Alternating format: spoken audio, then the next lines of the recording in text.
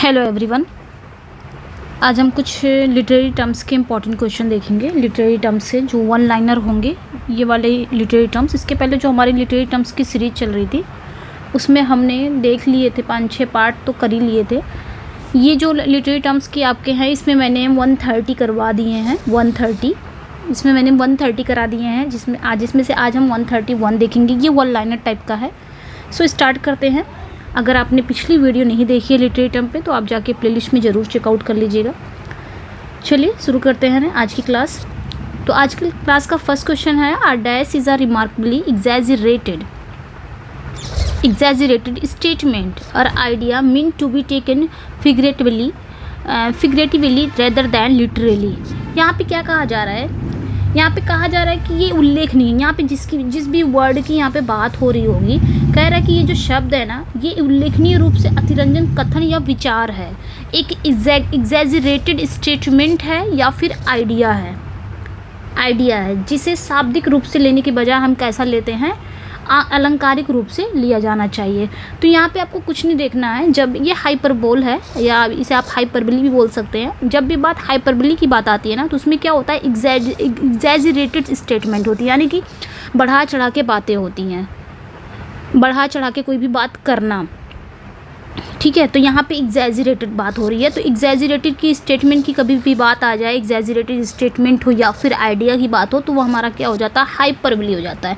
जैसे मैंने कहा, मैंने तुम्हें सैकड़ों बार मना किया है, तो सैकड़ों बार मैंने तुम्हें ये काम करने के लिए सैकड़ों बार मना किया है। तो क्या वाकई में मैंने सैकड़ों बार उसे मना किया है? नहीं, सैकड़ों बार हम बोल देते हैं। तो ये क्या हो जाता है, एक एग्जैजरेट वर्ड हो जाता है, स्टेटमेंट हो जाता है या आइडिया हो जाता है।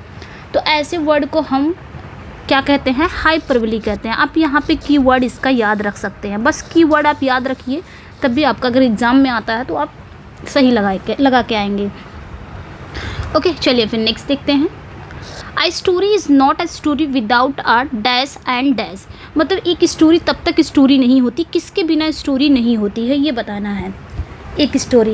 एक कहानी किसके बिना कहानी नहीं होती है? तो प्लॉट के बिना कहानी नहीं होती है, ना ही कैरेक्टर्स के बिना कहानी होती है। तो यहाँ पे इसमें आपका क्या हो जाएगा, प्लॉट हो जाएगा, इसमें आपका प्लॉट हो जाएगा और इसमें आपके कैरेक्टर्स हो जाएंगे। ओके, नेक्स्ट आगे बढ़ते हैं। आगे क्या कहा जा रहा है, dash is a movement in which the linear story is interrupted and launched to an event that occurred in the past। तो यहाँ पे क्या कहा जा रहा है कि यहाँ पे जिस भी शब्द की बात हो रही है, ये फ्लैशबैक की बात हो रही है। ओके, फ्लैशबैक की बात हो रही है, मतलब ये यहाँ पे क्या कहा जा रहा है कि एक ऐसा मूवमेंट जिसमें रेखीय कहानी बाधित होती है। मतलब जो लाइनर स्टोरी होती है ये होती है इंटरप्टेड होती हैं। मतलब एक ऐसे मोमेंट में जिसमें जो लाइनर स्टोरी होती है उसको इंटरप्टेड किया जाता है, यानी कि इंटरप्टेड होती है। And launch to an event that occurred in the past, और पास्ट में हुई किसी घटना से शुरू होती है, तो उसे फ्लैशबैक कहा जाता है। फ्लैशबैक मतलब वही जो पास्ट की किसी चीज़ की, मतलब पास्ट में हुई किसी घटना से शुरू होना, कोई कहानी, एक मोमेंट, मतलब एक मोमेंट ऐसा रहे जिसमें लिनर जो स्टोरी होती है वो इंटरप्टेड होती है, और पास्ट की चीज़ें हैं, अतीत में हुई किसी घटना से शुरू होती है, उसे फ्लैशबैक कहा जाता है। जैसे हम प्रेजेंट में हैं तो पास्ट में कोई चीज़ हमारे साथ ऐसा हुआ है और प्रेजेंट में हम उस चीज़ को याद कर रहे हैं, यानी कि हम पास्ट में चले गए हैं, पास्ट की इवेंट को हम याद कर रहे हैं, फ्लैशबैक में जाना। या फिर आप अक्सर देखे होंगे फिल्मों में कि कोई चीज़ प्रेजेंट में दिखाया जाता है और वो पास्ट की चीज़ों को सोचता है, फ्लैशबैक में चला जाता है, अपनी पास्ट की चीज़ों को सोचने लग जाता है, तो उसे फ्लैशबैक कहा जाता है। तो ये याद रखिएगा। तो यहाँ पे हमारा आंसर क्या हो जाएगा, फ्लैशबैक हो जाएगा। नेक्स्ट देख लेते हैं। यहाँ पे हम पढ़ेंगे ना जो चीज़ें, तो हम कीवर्ड ज़रूर पढ़ेंगे जिससे हम इजीली पहचान जाएं कि कौन सा यहाँ पे लिटरेरी टर्म्स या फॉर्म्स की बात हो रही है। Dash is the most dramatic, meaningful and suspenseful moment in the story.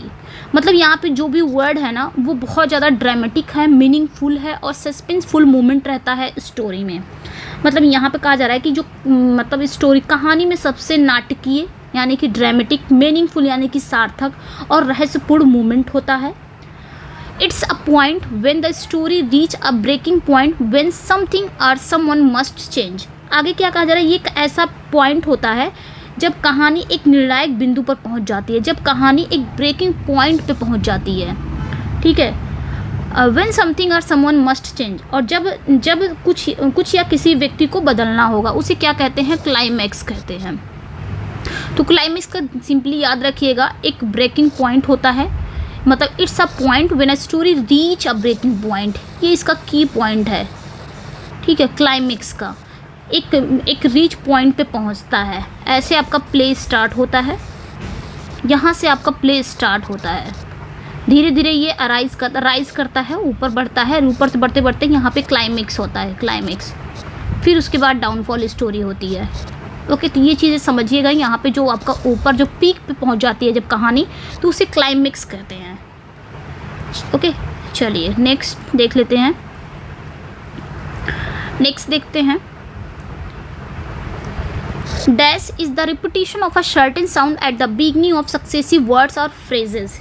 यहाँ पे बताना है कि क्या होगा।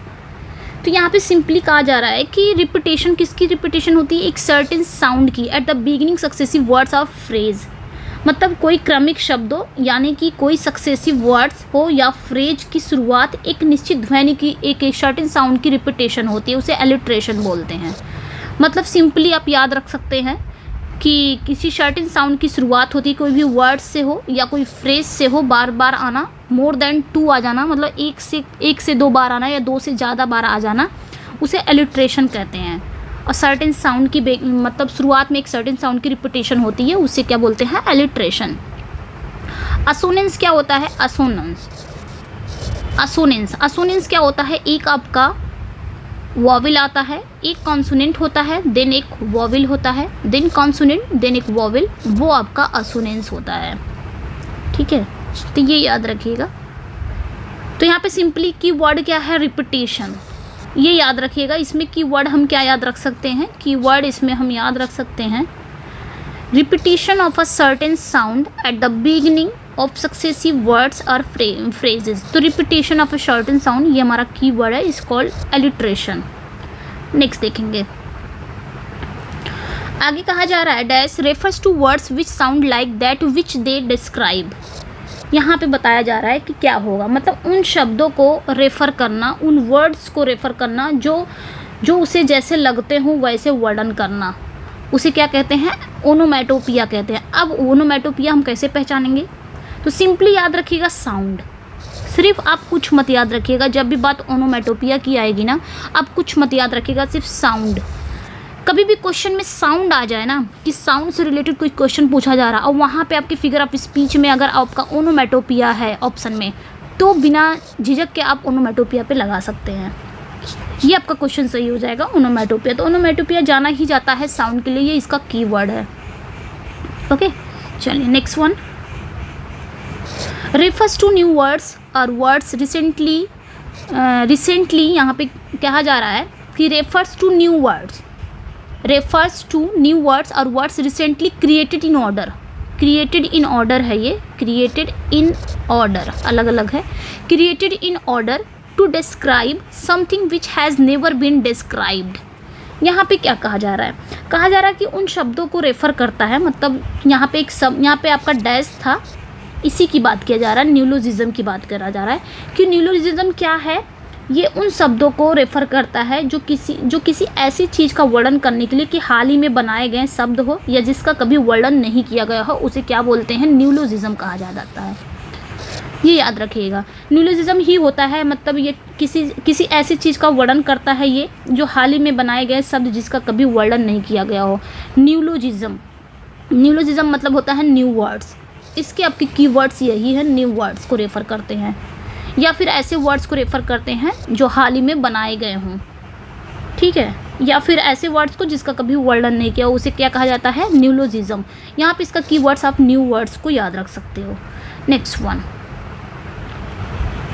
Dash is when a word is used incorrectly often in place of one that sound similar to the correct one. यहाँ पे बताना है कि यहाँ पे बताना है कि ये क्या कह रहा है, किसकी बात कर रहा है। ओके, मतलब यहाँ पे क्या कहा जा रहा है कि वो जो वर्ड है ना, is when a word is used incorrectly, मतलब ऐसा तब होता है जब किसी शब्द का प्रयोग हम गलत तरीके से करते हैं। Often in place of one that sound similar to the correct one, अक्सर उस शब्द के स्थान पर जो सही शब्द के समान लगता है उसे क्या कहते हैं? मैलाप्रोपिज्म कहते हैं। क्या कहा जाता है? मैलाप्रोपिज्म।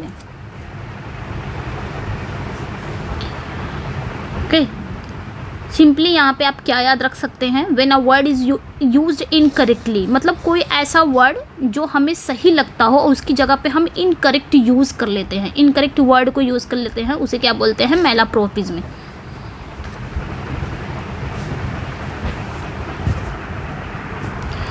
ओके, तो यहाँ पे क्या हो जाएगा? मैलाप्रोपिज्म। मैलाप्रोपिज्म मतलब जहाँ पे हम क्या करते हैं, when a word is use incorrectly, जब हम वर्ड को इनकरेक्ट यूज करते हैं, often in place of one that sound similar to the correct one, मतलब जब हम किसी शब्द का प्रयोग गलत तरीके से करते हैं, अक्सर उस शब्द के स्थान पर जो सही शब्द के समान लगता हो उसे मैलाप्रोपिज्म कहते हैं। और विलियम शेक्सपियर ने इसका यूज़ भी किया है। विलियम शेक्सपियर ने इसका यूज़ किया है, इस डिवाइस का यूज़ कॉमिक इफेक्ट, अपने प्ले में उन्होंने यूज़ किया है इस डिवाइस का कॉमिक इफेक्ट डालने के लिए। तो William Shakespeare had use the device for comic effect.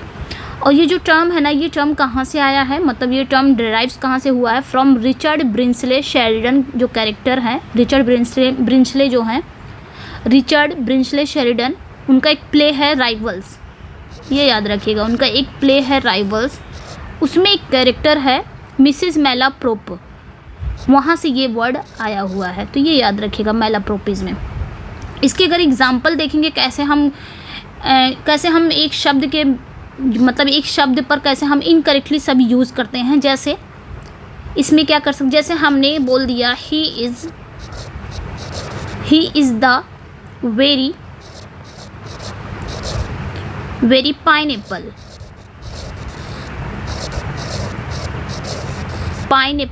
Of politeness, yes, politeness. अभी he is the very pineapple of politeness, तो यहाँ पे हमने पाइनएप्पल, यहाँ पे होना चाहिए था पिनेकल, होना क्या चाहिए था? पिनेकल। सेम वर्ड लग रहे हैं, पिनेकल होना चाहिए था, ही is the very pinnacle of politeness, लेकिन सेम वर्ड की वजह से हमने पिनेकल ना बोल के पाइनएप्पल बोल दिया, तो यही हमारा मैलाप्रोपिज्म हो गया। मतलब ऐसा वर्ड के मतलब जब किसी शब्द का हम प्रयोग गलत तरीके से करते हैं, अक्सर उस शब्द के स्थान पर जो सही शब्द हमको लगता है, तो पिनेकल की जगह पे हम पाइनएप्पल का यूज़ करते हैं। सेम दोनों वर्ड्स लग रहे हैं, बट यहाँ पे हमारा पिनेकल होना चाहिए, लेकिन हमने पाइनएप्पल यूज़ कर लिया, तो ये मैलाप्रोपिज्म हो गया। उसी तरह अगर हम कहते हैं she is as headstrong as an allegory on the banks of Nile, तो ये गलत हो जाएगा, इंस्टीड ऑफ एलिगेटर हो जाएगा, वहाँ पे एलिगरी की जगह पे हम क्या कर देंगे? एलिगेटर कर देंगे। ओके, तो ये चीज़ें हो जाती हैं यहाँ पे। चलिए नेक्स्ट देख लेते हैं।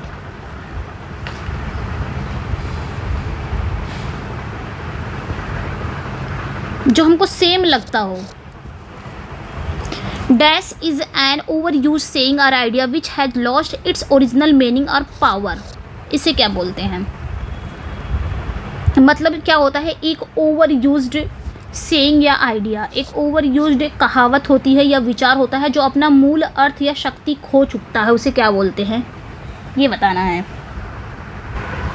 उसे क्या बोलते हैं? क्लिच बोलते हैं। क्लिच मतलब ही होता है ऐसे शब्द जो व्यक्ति बार बार प्रयोग करते हैं जबकि अर्थ में कोई भी कंट्रीब्यूशन नहीं देता है, क्लिच। जैसे हम हमेशा क्या बोलते हैं, ओवर यूज हम क्या करते हैं, एक्सक्यूज़ मी, जिसका कोई मतलब नहीं है, जिसका कोई अर्थ ही नहीं है। ओवर यूज्ड कोई भी कहावत बोलना या ओवर यूज्ड कोई भी विचार बोलना जिसको जो अपना ओरिजिनल मीनिंग या पावर को खो देता है, उसे हम क्या बोलते हैं? क्लीच बोलते हैं। तो यहाँ पे आप इसका कीवर्ड क्या याद रख सकते हैं? ओवर यूज्ड सेइंग या आइडिया, जिसका ओवर यूज कर लेना उसे बोलते हैं। ओके, नेक्स्ट देख लेते हैं। Dash is when an author makes an indirect reference to a figure, place, event or idea originating from outside the text। तो यहाँ पे क्या कहा जा रहा है कि ऐसा तब होता है जब एक ऑथर पाठ के बाहर से, मतलब पाठ के बाहर से उत्पन्न किसी आकृति हो, किसी का फिगर हो, प्लेस हो, इवेंट हो यानी कि घटना हो, आइडिया का अप्रत्यक्ष संदर्भ करता है उसे क्या कहते हैं? उसे क्या कहते हैं? अल्यूजन कहते हैं। उसे क्या कहते हैं? अल्यूजन कहते हैं। सिंपली यहाँ पे क्या कहा जा रहा है? अल्यूजन मतलब ही होता है संकेत। अगर इसका हिंदी मीनिंग देखेंगे तो क्या होता है? संकेत देना, संकेत, उद्धरण जिसे बोल सकते हैं। एग्जाम्पल टू रेफर मतलब when a poet or writer knowingly or unknowingly signifies indicate a historical person या फिर a historical events or any other literary work या फिर art that has been written before him, this is going to be called allusion. तो उसे allusion कहते हैं। मतलब कोई भी राइटर, कोई भी पोएट हो गया या कोई राइटर हो गया जानबूझकर या अनजाने सिग्निफाइज करता हो या इंडिकेट करता हो कोई भी हिस्टोरिकल पर्सन को या हिस्टोरिकल इवेंट पर या फिर कोई अदर लिटरेरी वर्क पर जानबूझकर वो संकेत देता हो, कुछ ऐसे वर्ड्स रख देता हो जैसे हिस्टोरिकल की कोई भी बुक, हिस्टोरिकल का कोई भी बुक उठा के उसमें से कुछ ऐसे वर्ड्स वो अपने बुक में रख दे तो हमको पढ़ के याद हो जाए कि अरे ये तो चीज़ें उसमें लिखी गई थी।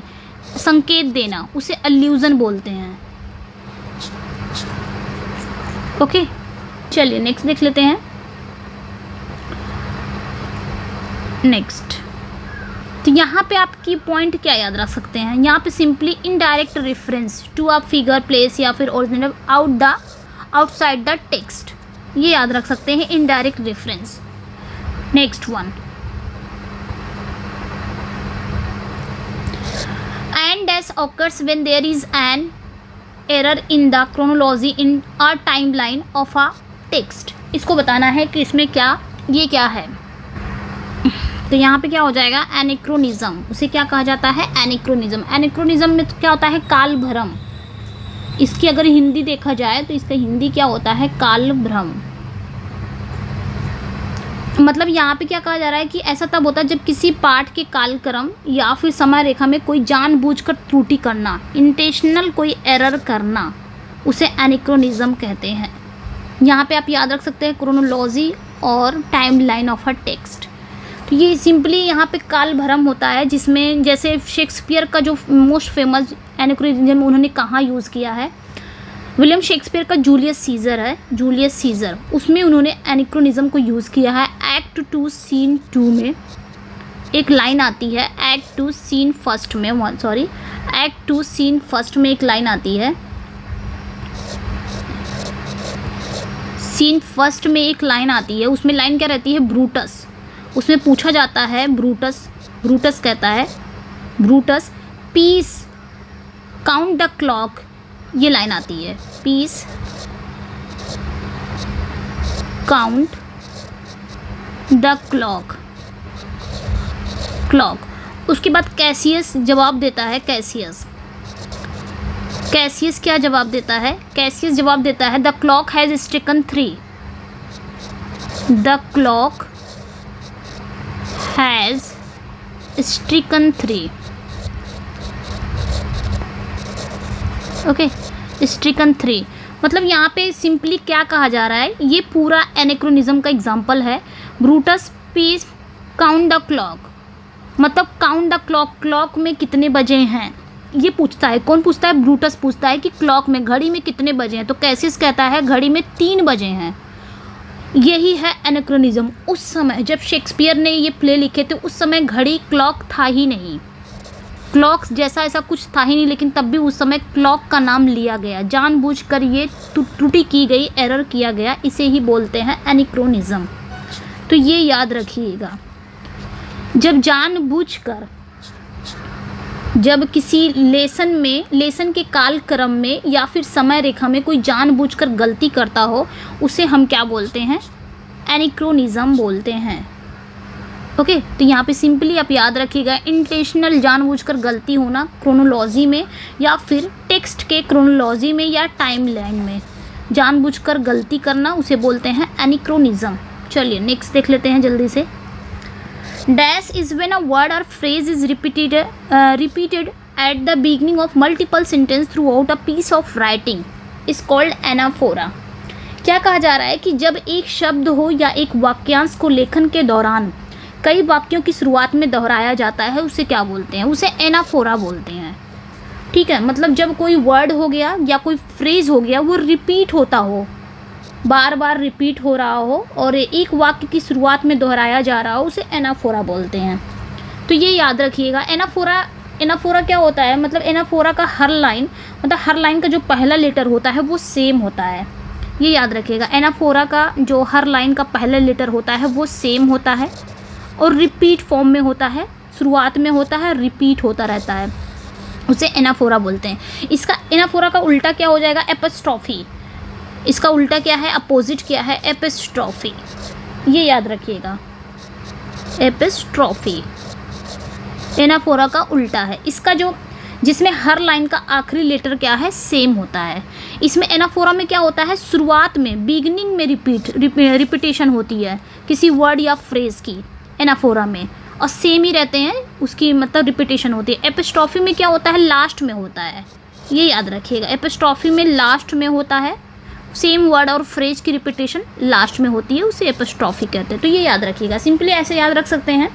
एनाफोरा हर लाइन का पहला लेटर सेम होता है। एपिस्ट्रॉफी जिसमें हर लाइन का आखिरी लेटर सेम होता है। आई होप कि आप लोग को ये समझ, एनाफोरा एपिस्ट्रॉफी क्या होता है ये समझ में आ गया होगा।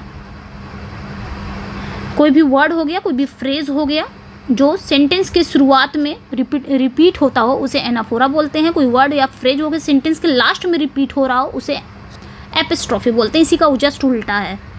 नेक्स्ट देख लेते हैं जल्दी से। And dash occurs when something non-human such as an animal, place or inanimate object behaves in a human-like way। यहाँ पे बताना है कि क्या है, उसे क्या बोलते हैं। हाँ, तो यहाँ पे क्या कहा जा रहा है, यहाँ पे क्या कहा जा रहा है कि जब कोई गैर मानवीय वस्तु, जब कोई नॉन ह्यूमन वस्तु जैसे कोई जानवर हो गया, स्थान हो गया, या निर्जीव वस्तु मानव की तरह व्यवहार करती हो, उसे क्या बोलते हैं। मतलब कोई नॉन ह्यूमन थिंग्स जब मानव की तरह बिहेव करता हो तो उसे क्या बोलते हैं, तो एंथ्रोमॉर्फिज्म बोलते हैं। ये याद रखिएगा, एंथ्रोमॉर्फिज्म कहते हैं। मतलब जब कोई गैर मानवीय वस्तु, यानी कि जब कोई नॉन ह्यूमन थिंग्स जैसे कोई जानवर, स्थान, निर्जीव वस्तु मानव की तरह व्यवहार करती है, उसे क्या बोलते हैं, एंथ्रोमॉर्फिज्म कहते हैं। Next, dash is the use of informal language and slang. It's often used by authors to lend a sense of realism to their characters and dialogues. उसे क्या बोलते हैं, यहाँ पे कहा जा रहा है कि इनफॉर्मल लैंग्वेज होती है, स्लैंग को हिंदी में हम क्या बोलते हैं, कठबोली।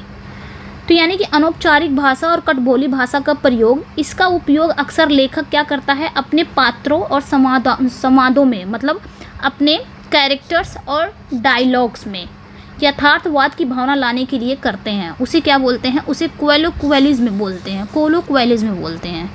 तो ये याद रखिएगा।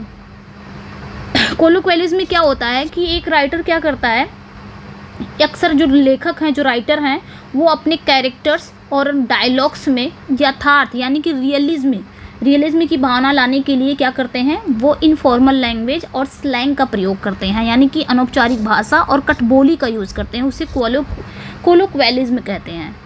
Next one, and dash is when a author inserts a famous quotation, poem, song और अदर शॉर्ट पैसेज और text at the beginning of a larger text, example a book, chapter etcetera. उसे क्या बोलते हैं, ये तो बहुत ही ईजी है, एपिग्राफ बोलते हैं।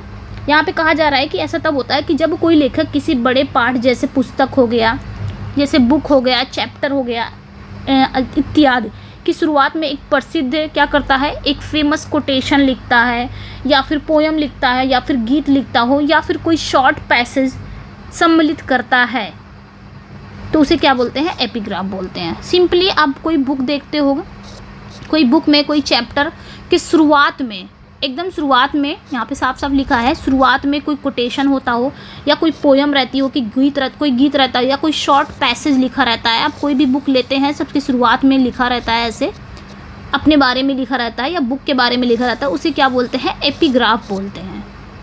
तो ये याद रखिएगा, एपिग्राफ बोलते हैं। चलिए नेक्स्ट वन,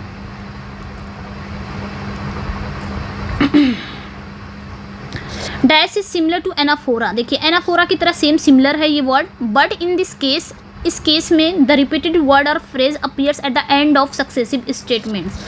जो हमारे वर्ड हैं, जो रिपीटेशन वाले वर्ड हैं या फ्रेज हैं, ये कहाँ आते हैं? एंड ऑफ सक्सेसिव स्टेटमेंट्स, यानी कि लास्ट में आते हैं। उसे क्या बोलते हैं? एपिस्ट्रॉफी। अभी मैंने बताया एनाफोरा, एनाफोरा का उल्टा क्या है? एपिस्ट्रॉफी है। एनाफोरा आपके शुरुआत में आता है, रिपीटेशन होती है वर्ड या फ्रेज की, शुरुआत में रिपीटेशन होती है, और एपिस्ट्रॉफी में एंड ऑफ होता है, यानी कि लास्ट में रिपीटेशन होती है। चलिए next one, dash is when a more mild or indirect word or expression is used in place of another word or phrase that is considered harsh, blunt, vulgar or unpleasant। तो यहाँ पे क्या कहा जा रहा है कि जब अधिक सौम्य या अप्रत्यय शब्द हो या फिर अभिव्यक्ति का प्रयोग किसी अन्य शब्द के या वाक्यांश के स्थान पर किया जाता है, जैसे कोई बहुत हार्श वर्ड हो गया, कोई ब्लंट वर्ड हो गया, वल्गर लैंग्वेज हो गई, या फिर अनप्लेजेंट जिसे माना जाता है, उसे क्या बोलते हैं? यूफेमिज्म। अब मैं अपनी लैंग्वेज बता रही हूँ, मतलब किसी शब्द की अश्लीलता को बचाने के लिए अच्छे शब्द का प्रयोग करना, उसे क्या बोलते हैं? यूफेमिज्म। जैसे हम डेथ ना बोल के, जैसे हम डेथ बोलते हैं, डेथ, तो डेथ ना बोल के हम पास अवे बोल दें, इसकी जगह पे पास अवे, ठीक है, पास अवे बोल दें। डेथ ना बोल के इसकी जगह पे हम क्या बोल दें? पास अवे बोल दें। तो डेथ क्या हो गया? एक हार्श वर्ड हो गया, इसकी जगह पे हम एक प्लीजेंट वर्ड बोल दें, उसी को बोलते हैं यूफेमिज्म। मतलब किसी शब्द के अश्लीलता को बचाने के लिए अच्छे शब्द का प्रयोग करना, उसे बोलते हैं यूफेमिज्म।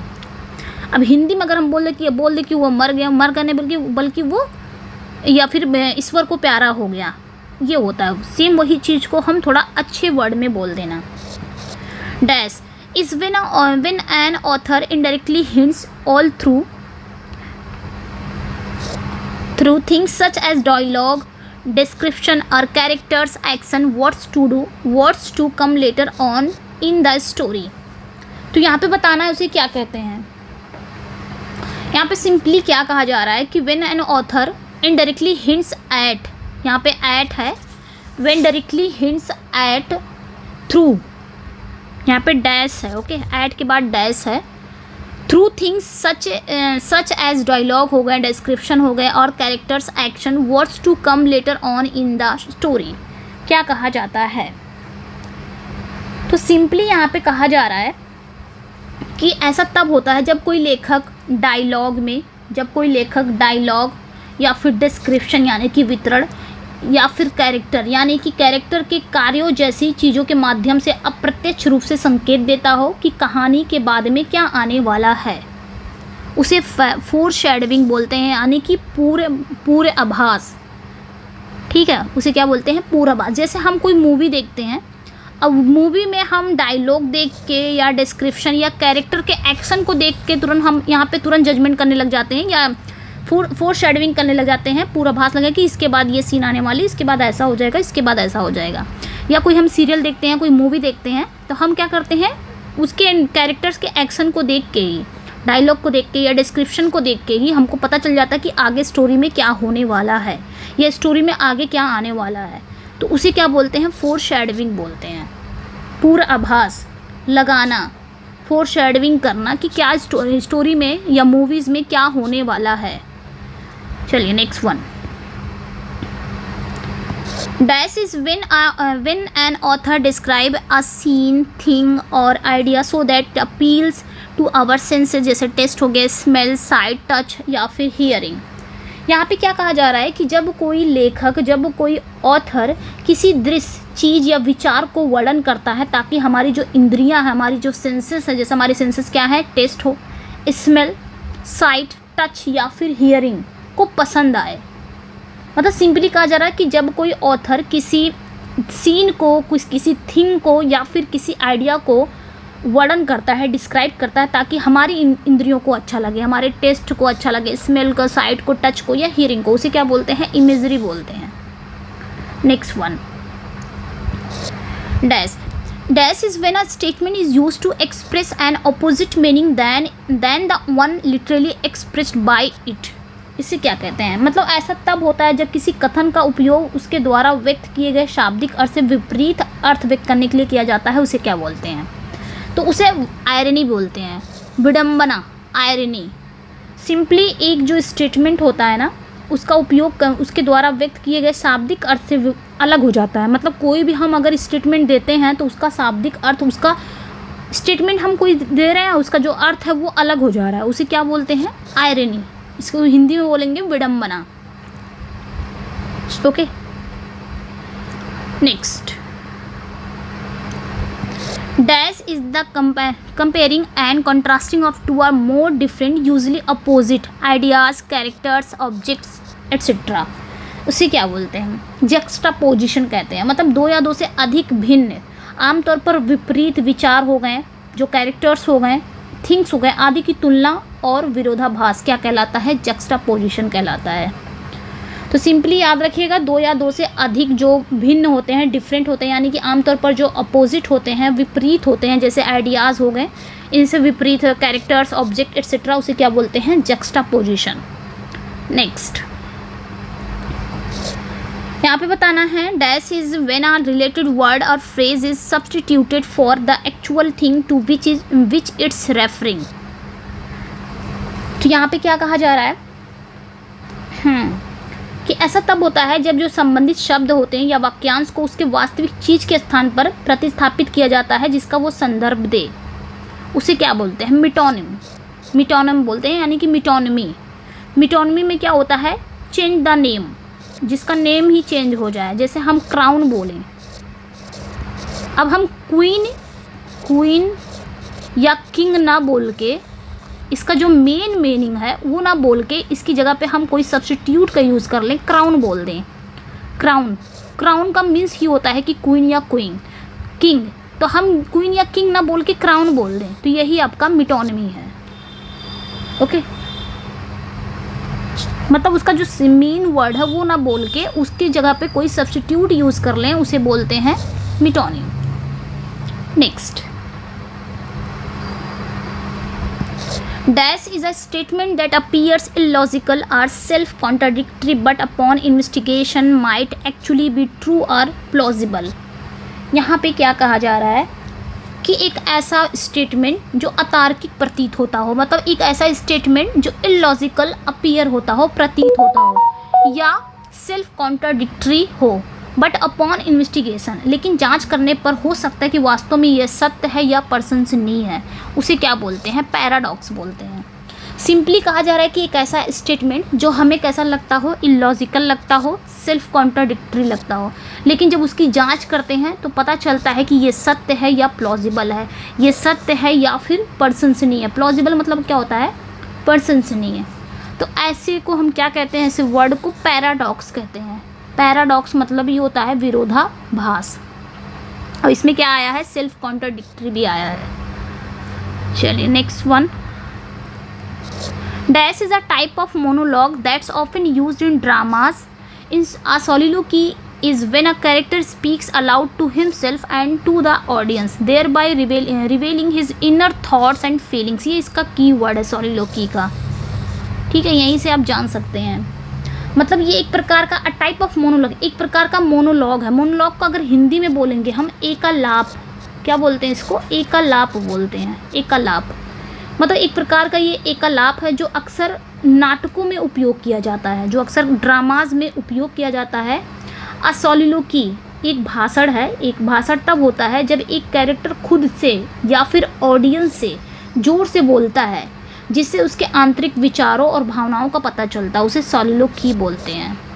ठीक है, सोलिलोक्वी में क्या होता है कि स्टेज पे एक कैरेक्टर होता है जो बहुत ज़ोर से बोलता है, मतलब ज़ोर ज़ोर से वो खुद से बातें करता है और उसकी बातों को ऑडियंस भी सुनती है, और उसमें वो क्या करता है? अपने इनर थॉट्स और फीलिंग को क्या करता है? रिवील करता है, बताता है, उसे बोलते हैं सोलिलोक्वी।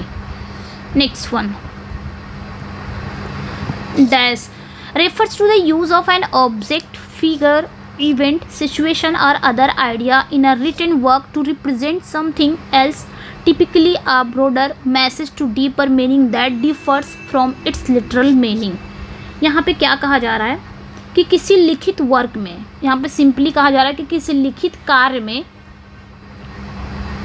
यस, अ रिटन वर्क यानी कि किसी लिखित वर्क में किसी वस्तु, आकृति, घटना, स्थिति या अन्य विचार के उपयोग को आमतौर पर एक व्यापक संदेश या फिर गहरे अर्थ का प्रतिनिधित्व यानी कि रिप्रेजेंट करने के लिए रेफर किया जाता है, जो इसके शाब्दिक अर्थ से कैसा होता है, भिन्न होता है। उसे क्या बोलते हैं, सिम्बॉलिज्म कहते हैं। सिम्बॉलिज्म मतलब ये होता है प्रतीक, ठीक है।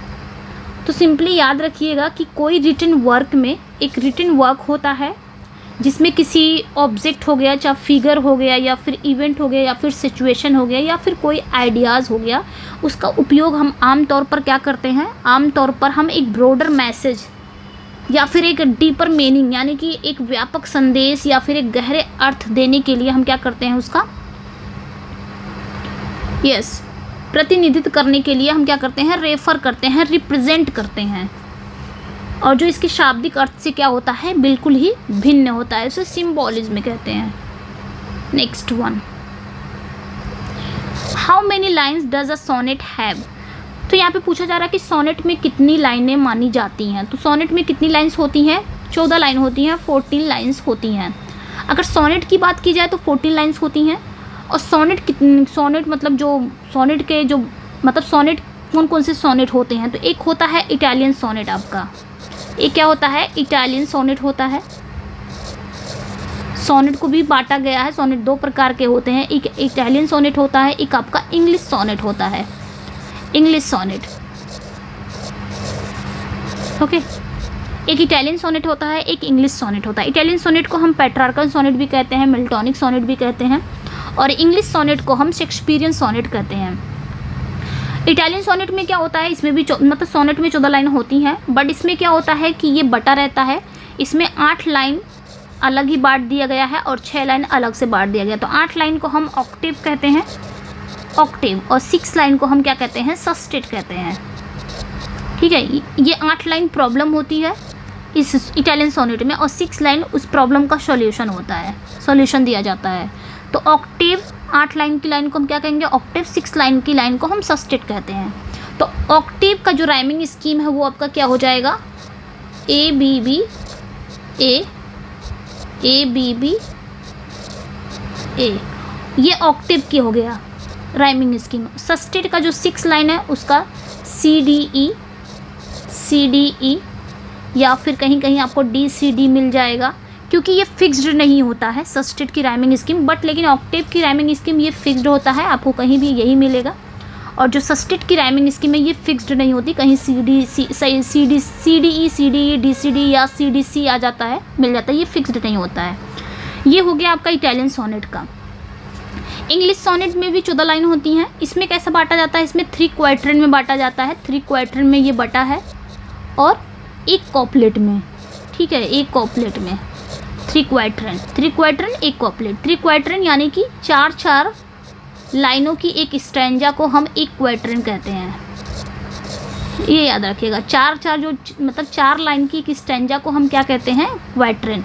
तो इसमें आप क्या हो गए 12, ओके।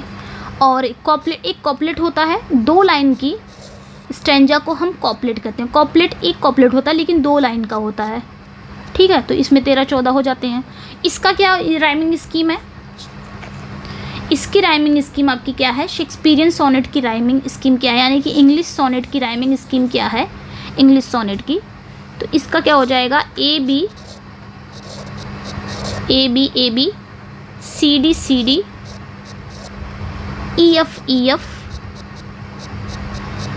ई एफ, लास्ट में आपका कॉपलेट है जी। ये इसकी राइमिंग स्कीम जाती है इंग्लिश सोनेट की, ओके। तो ये थे कुछ, 1 मिनट,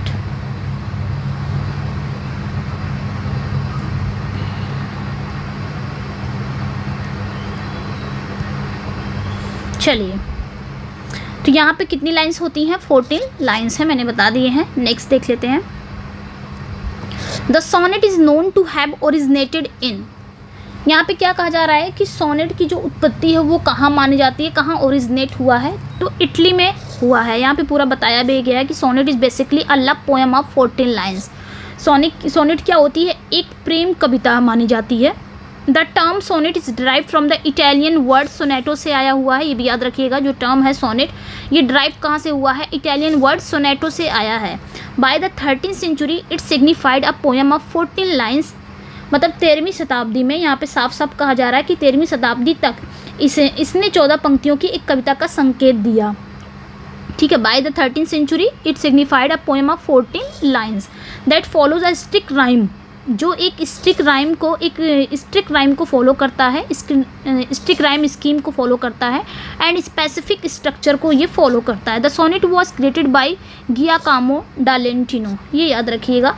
जो सोनेट है, सोनेट वॉज क्रिएटेड, सोनेट किसके द्वारा क्रिएट किया गया? तो गियाकामो डी लेंटिनी के द्वारा किया गया। Head of the Sicilian school under emperor Frederick, ये कौन रहते हैं? ये एम्परर फ्रेडरिक के तहत, मतलब जो अंडर एम्परर के तहत ये क्या है? सिसिलियन स्कूल के हेड रहते हैं। कौन? गियाकामो डी लेंटिनो, इन्होंने ही सोनेट को क्रिएट किया है, तो ये याद रखिएगा।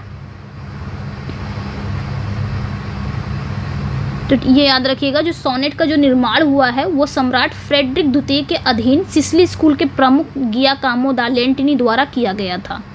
इसको आप गियाकामो भी पढ़ सकते हैं, गियाकामो भी। नेक्स्ट देख लेते हैं, चलिए।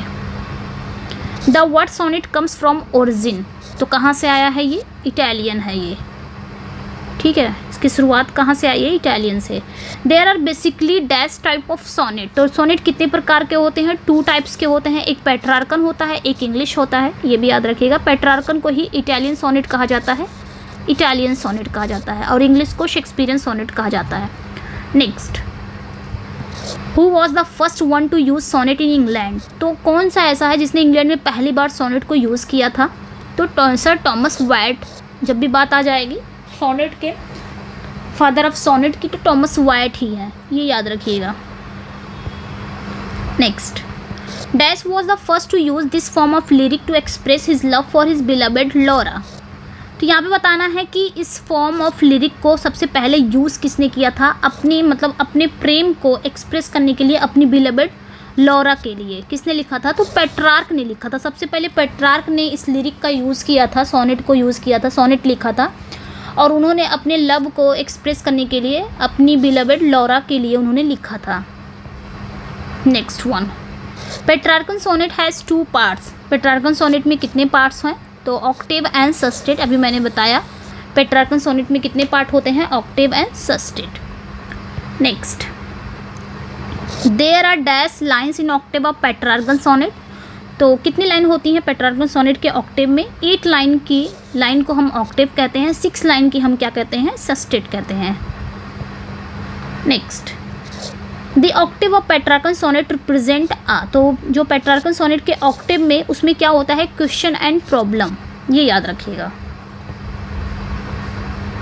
क्योंकि आपने पढ़ा होगा मिल्टन का ऑन हिज ब्लाइंडनेस, उसमें क्या होता है? वो भी इसी पेट्रार्कन पे ही बेस्ड है। उसमें 8 लाइन में क्या करते हैं? वो सिर्फ क्वेश्चन करते हैं, इतना क्वेश्चन करते हैं, उनको इतनी प्रॉब्लम रहती है ना, इतना क्वेश्चन करते हैं वो, गॉड से क्वेश्चन करते हैं कि आपने मुझे अंधा क्यों कर दिया, मेरे पास ये जो लिखने की एबिलिटी है ये अब मैं क्या करूँगा जो आपने मुझे दिया है, बहुत सारे क्वेश्चन करते हैं। लेकिन लास्ट में जो 6 लाइन है ना, उसमें उनका उस क्वेश्चन का, उस प्रॉब्लम का सोल्यूशन मिलता है, उसमें बाद में सोल्यूशन भी मिल जाता है, तो ये याद रखिएगा। Next, the rhyming scheme of sestet is, तो सस्टेट की राइमिंग स्कीम CDE यही, कहीं आपको DCD भी मिल जाएगा, CDC मिलेगा, क्योंकि ये फिक्स्ड नहीं होती है, तो ये याद रखिएगा, लेकिन ऑक्टेव का फिक्स्ड रहता है। Petrarchan sonnet is also called, देखिए पेट्रार्कन सोनेट को और हम क्या कहते हैं? मिल्टोनिक सोनेट भी कहते हैं। Next one, in which year were Shakespeare sonnet first publish, तो यहाँ पे कहा जा रहा है कि शेक्सपियर की सोनेट कौन सी ईयर में पब्लिश हुई थी? तो 1609 में पब्लिश हुआ था बाय, ये भी याद रखिएगा, बाय थॉमस थॉर्प। ओके, ये याद रखिएगा, थॉर्प, बाय थॉमस थॉर्प के द्वारा ये पब्लिश कराया गया था 1609 में। How many sonnet does Shakespeare's collection contain, तो शेक्सपियर ने कितनी सोनेट लिखी? 154। What are the last 2 lines of a Shakespearean sonnet called, तो शेक्सपियरियन सोनेट यानी कि इटालियन सोनेट की नहीं, सॉरी इंग्लिश सोनेट की बात हो रही है। शेक्सपियरियन सोनेट की जो 2 लाइन्स है, लास्ट की जो 2 लाइन्स है, उसे क्या कहा जाता है? तो कॉपलेट कहा जाता है, ठीक है। एक कॉपलेट होता है जिसमें 2 लाइन्स होती हैं। Next, how is the rhyme scheme of the Shakespearean couplet represented, तो शेक्सपियरियन की जो कॉपलेट में है उसमें जो राइमिंग स्कीम होती है वो क्या होती है, जी जी होती है। दोनों ही राइम करती हैं, दोनों लाइनें, जो लास्ट की जो कॉपलेट होती है, और दोनों की राइमिंग स्कीम जी जी होता है। तो ये याद रखिएगा। ओके, तो यहाँ पे आपका हो जाएगा जी जी। ओके स्टूडेंट्स, तो ये थे आपके लिटरेरी टर्म से कुछ क्वेश्चन जो हमने वन लाइनर देखे हैं। आपको कैसे लगे अपना फीडबैक ज़रूर दीजिएगा। मिलते हैं नेक्स्ट वीडियो में। इसका पीडीएफ चाहिए तो आप हीना इंग्लिश क्लासेस से टेलीग्राम पे ज्वाइन हो सकते हैं, वहाँ पे आपको इसका पीडीएफ मिल जाएगा। Thank you for watching.